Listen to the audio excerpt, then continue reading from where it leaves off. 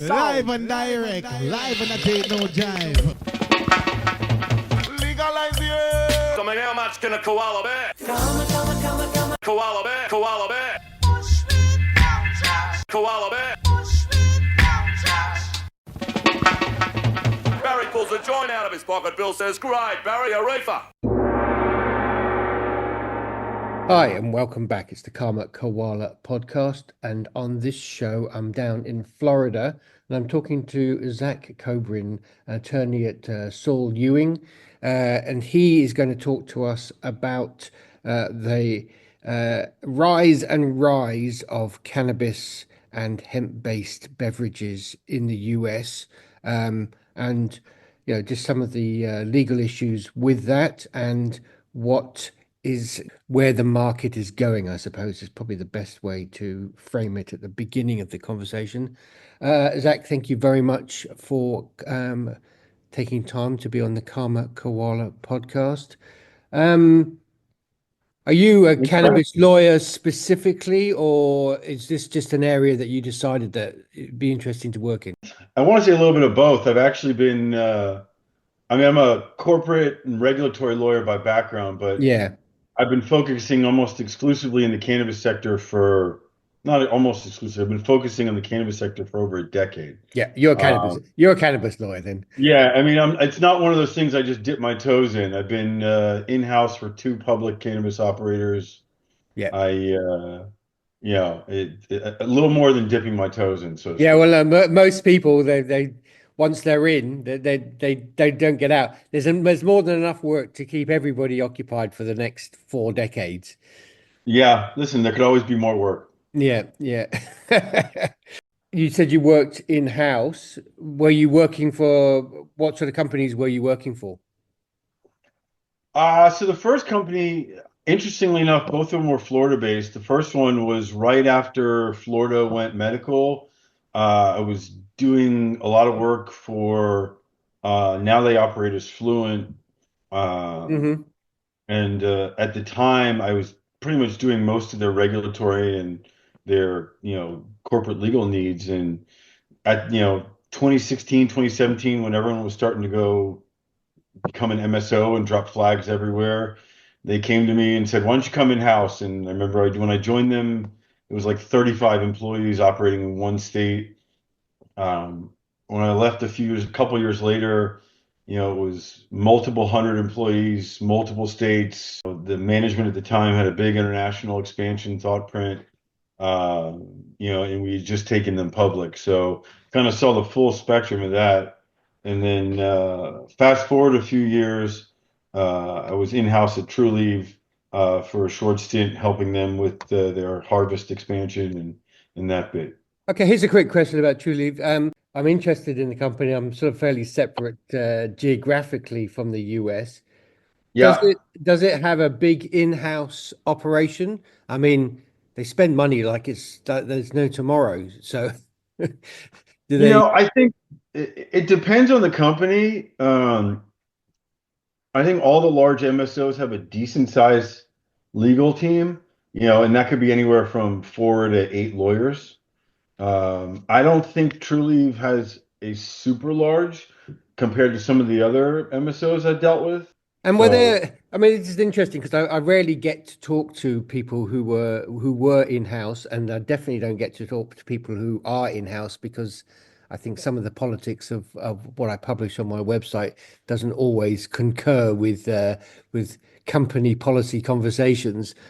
Right. Are they people who have come out of private practice and been recruited, or did they find their way other ways into the cannabis companies? It's just an interesting, before we start the conversation, because I deal with a lot. I publish a thing called the Top 200 Cannabis Lawyers. Very easy.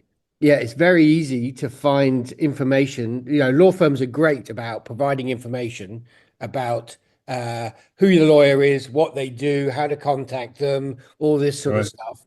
So you can really easily identify, lawyers who are doing work in certain areas and who their clients are.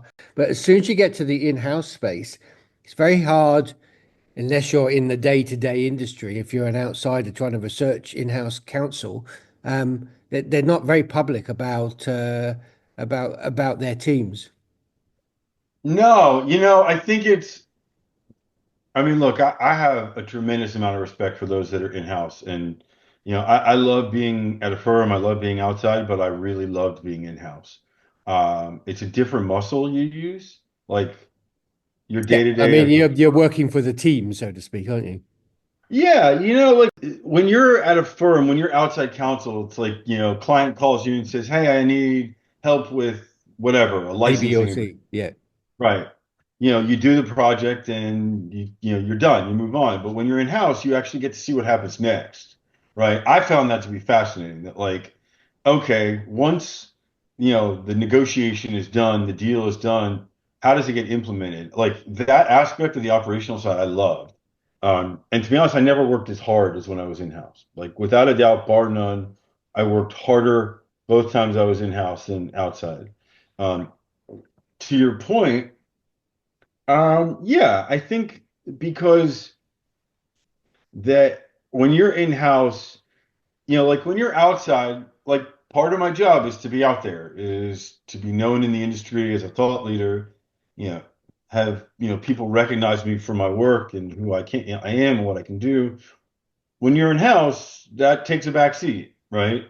What's important is not how popular you are as a lawyer in the space, but rather. Well, it's getting the job and the deals done, as you said. Right, right. So, yeah, I mean, listen, I would love it if there was a central hub. Like I do a lot of work with like the Cannabis Bar Association, and we've tried to like coalesce in-house lawyers to kind of create that kind of central network. Um, Yeah, well, I think it's important because those guys, they know what's happening inside the industry. Okay, they might not be able to share it all the time, but yeah. really, they're the beating heart of Oh, yeah. how And these companies operate. But and honestly, it's a small world, yeah, right? So like there are a handful of, I'll call them like networking groups that are just for in-house lawyers, right? Like when I was in-house, it's like I was on multiple kind of networking threads and networking, regular calls with other in-house lawyers from other companies. And a lot of times that's just someone from one company gets together with someone from another company and says, we're going to start our own little thing. And, so we can all have an internal dialogue and talk. yeah. Well, I just I find it interesting. Sorry, I didn't mean to distract you from the main No, conversation. no, no. But It's a as a fascinating person topic. whose job is about information and knowledge about law and cannabis, yeah, for me, I've been doing this 10 years.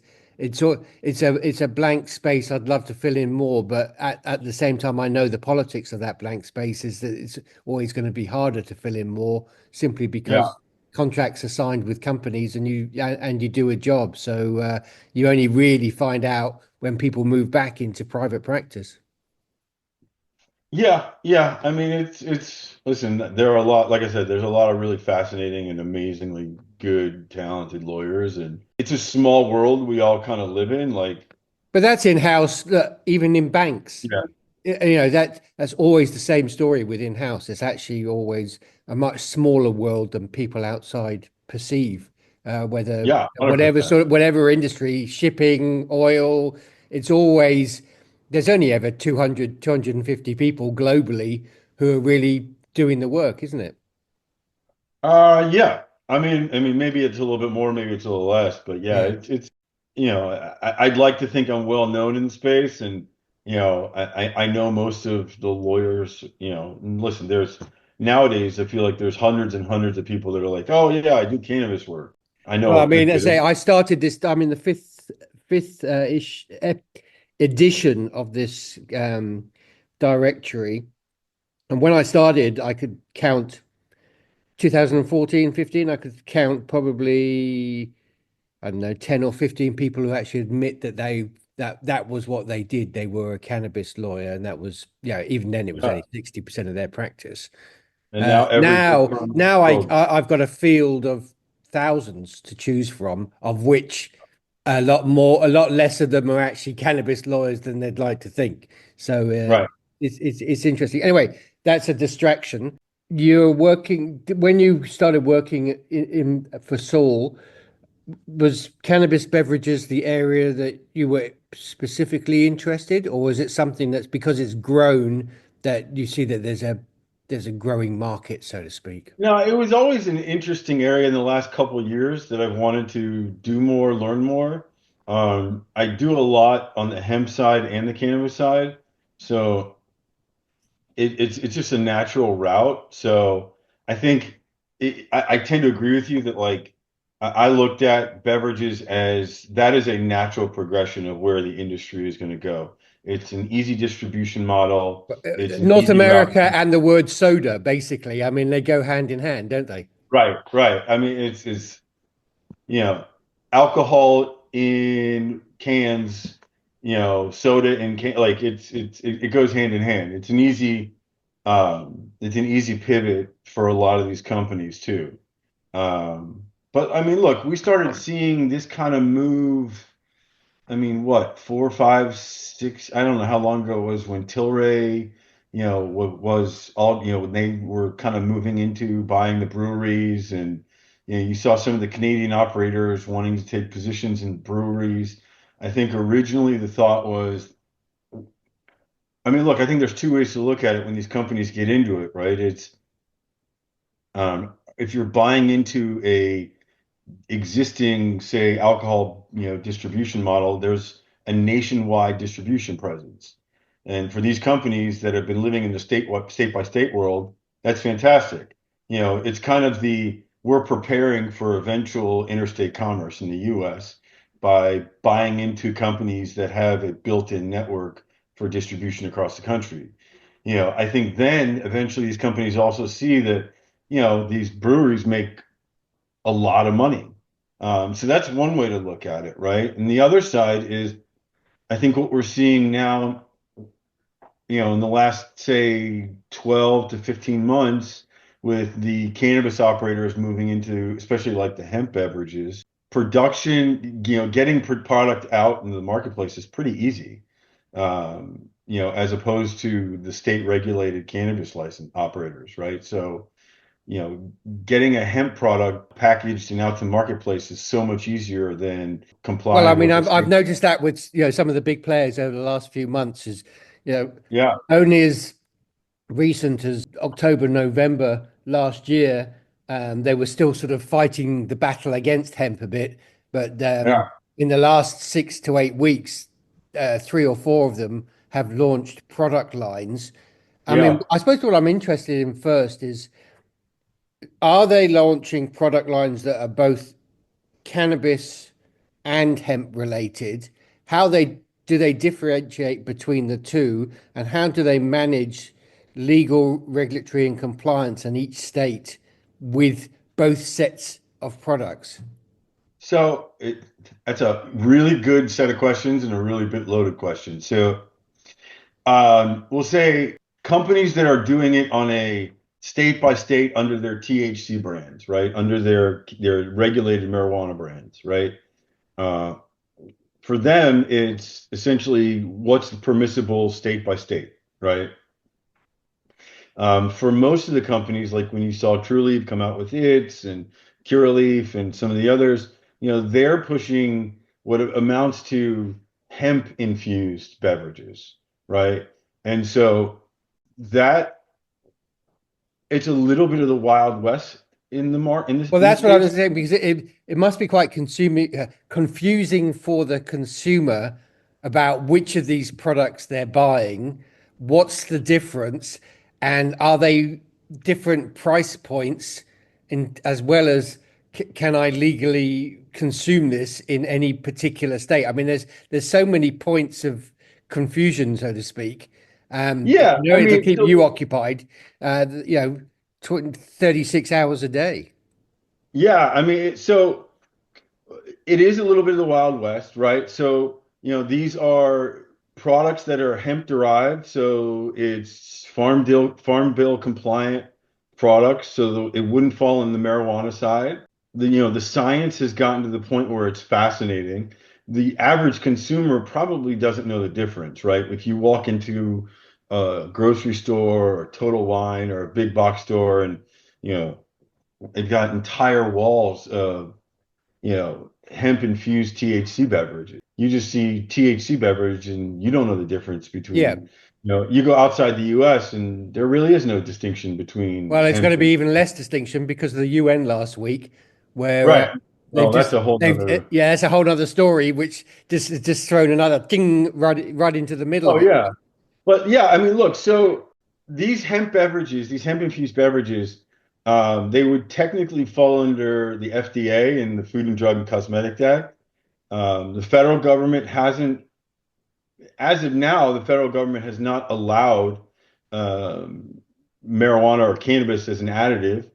So, at a federal level, there really isn't a lot of federal guidance that would make it permissible. That said, they're not regulating it at all, and they're not enforcing it at all. Um, and so you have some states where states like Minnesota have 100% embraced it, right? And they've, decided to regulate these kind of THC hemp infused beverages, kind of like the alcohol model. Um, you know, Other states have taken a hands-off approach, which is why I think you're seeing so many products in so many states. Other states take a kind of a opposite approach of, hey, this is not going to be permissible at all.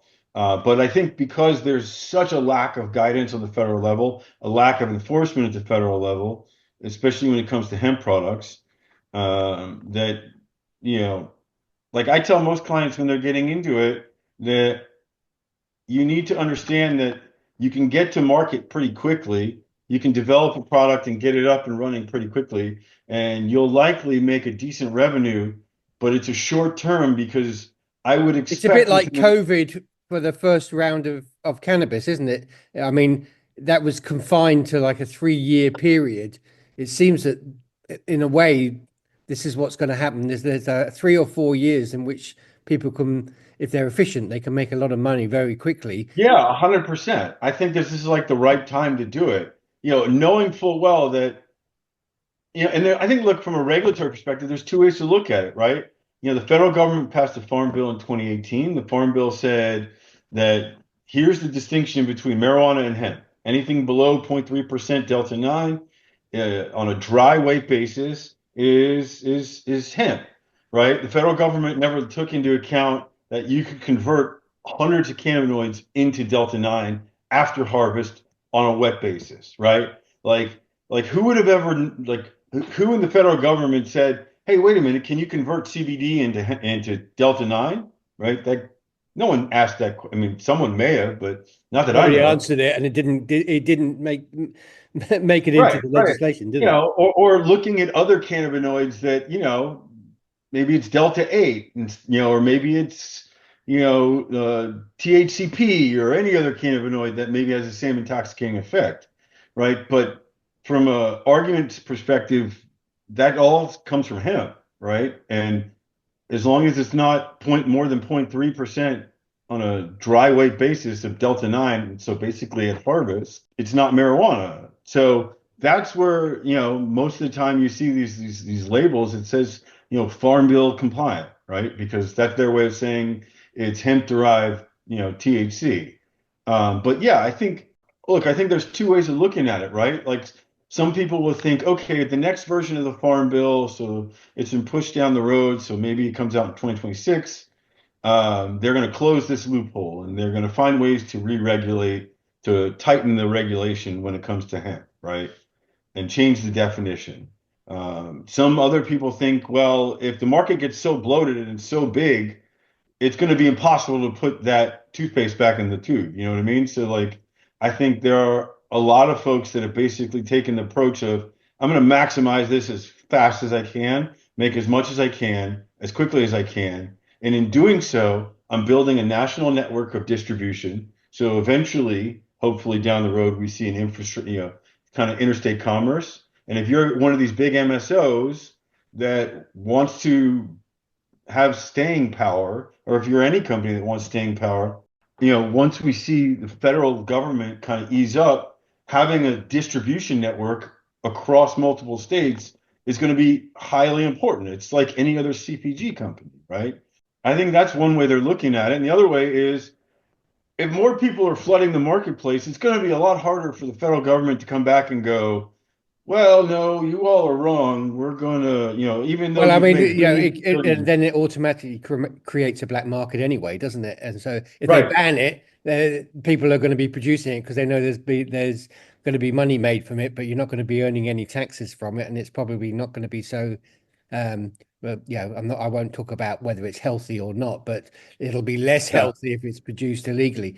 A Yeah, question. I mean, it's interesting. The real interesting play is going to be do federal agencies like does the FDA start coming down on some of these companies for violating the Food and Drug and Cosmetic Act, for using cannabis as an additive?